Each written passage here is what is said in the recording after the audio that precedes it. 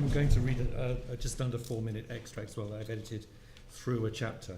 I'll just say a few words of introduction. Shackleton's Man Goes South. The novel sort of flips the polarity of the Shackleton myth. We know that it's kind of a myth, right, the Shackleton story. But it flips the polarity of the Shackleton myth and sees people fleeing to Antarctica instead of from it, in a hot world instead of a cold one. And the novel explores the implications of Simpson's science fiction story from 1911, both through this satirical reversal, which sees migrants fleeing to the safety of Antarctica, and through the series of interviews with contemporary climate scientists. And the reading that you're about to hear finds our group of migrants on the island of South Georgia on their way to Antarctica, where you will meet Emily and her daughter Jenny, and the sailor Browning, who's saved their lives a couple of times already en route, and they find themselves in Patience Camp, which is a vast refugee camp on South Georgia. It was not quite dawn, but the sky was lightening and there was no breeze, so the smoke from hundreds of fires rose straight into the air and then hung over the camp, obscuring its farthest reaches. Browning often liked to come up here to the steep rocks above the settlement. He would sit here for hours sometimes, picking through the looser stones to find the occasional bright lump of quartz. It gave him a sense of perspective when things weren't going his way. It's lucky, he would think at such times, that I'm the most patient man in Patience Camp. Other times he got a kick seeing the place like this, like a god looking down from some celestial vantage point at all the little people below. At such times he felt that if he grew tired of Patience Camp, he could simply brush it away with a sweep of his hand, as if all this was nothing more than ants swarming over the food and crumbs that had been left on a table at the end of a meal. Right now, he didn't know what to think, but it was something like, if scum like Captain Smiler can be king of this shithole, then what does that make me?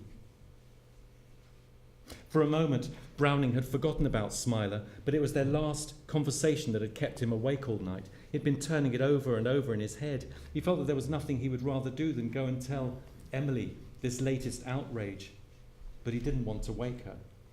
No, that wasn't quite it. He didn't want to ruin everything. He had wanted to tell her what Captain Smiler had said so they could figure it out together, but he had to stop himself from running to her like a baby. They'd passed so many days on the boat and so many nights once Jen had gone to sleep by talking about John this or Captain Smiler that, talking about each other's families and backgrounds and what they'd used to do before, that right now Browning missed even just the sound of her voice, whispering, conspiratorial. Yes, Emily would know what to do, but how could he tell her this when they had come so far together? It was only a couple of months ago that he'd first set eyes on these two, hardly any time at all since they'd been as undifferentiated from the rest of the passengers as grapes in a bunch or identical yellow mangoes in a box.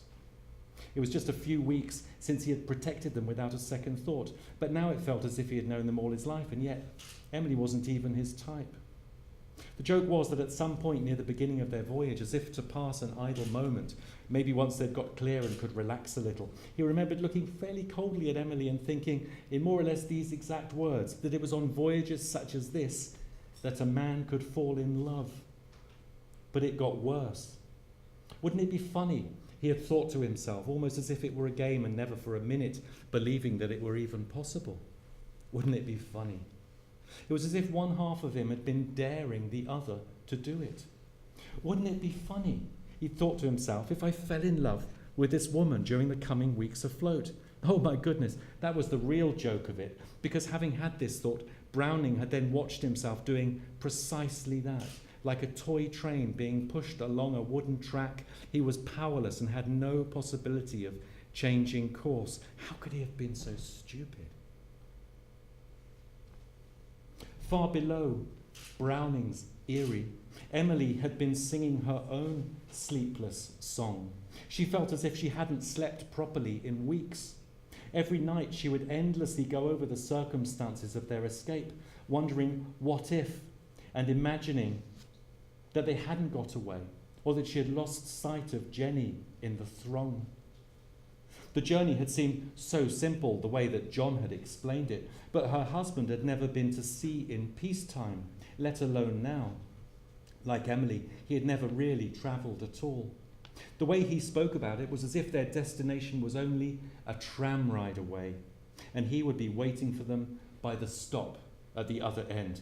He couldn't have known, couldn't have foreseen how quickly things would have become difficult, or that people would be killed for places on those last few boats, that local differences would be exploited, communities scapegoated, sacrificed in the rush to get out. If it hadn't been for Browning, if he hadn't hidden them under a tarpaulin until they were a safe distance from the coast. If it hadn't been for Browning silencing with a devastating blow from his machete the bigoted loudmouth who had tried to whip up the other passengers against them. If it wasn't for Browning, Emily couldn't imagine where they would be, or rather she could, and all too easily. In this sleepless state, her thoughts were a circular jumble of the events of the last few months. The chaos that they had survived. She remembered gunshots, a crowd scattering like starlings, shoals of bloated bodies in the water. We're not watching the news anymore. We are the news, she thought to herself, but there aren't enough cameras in the world for this. And yet, we're alive, when perhaps we too should be floating face down in the water. Browning was also thinking about their journey, rolling it over and over in his head, how in this chaos he had tried to help people survive and not end up as yet more bodies in the water. I do try, he thought, to be fair in my dealings, but my feelings for these two make me weak, and yet they trust me. I found a family in a way. That Jenny, she's practically a daughter, and thanks to me, not just another bloated body in the water. I'll leave it there. Thank you.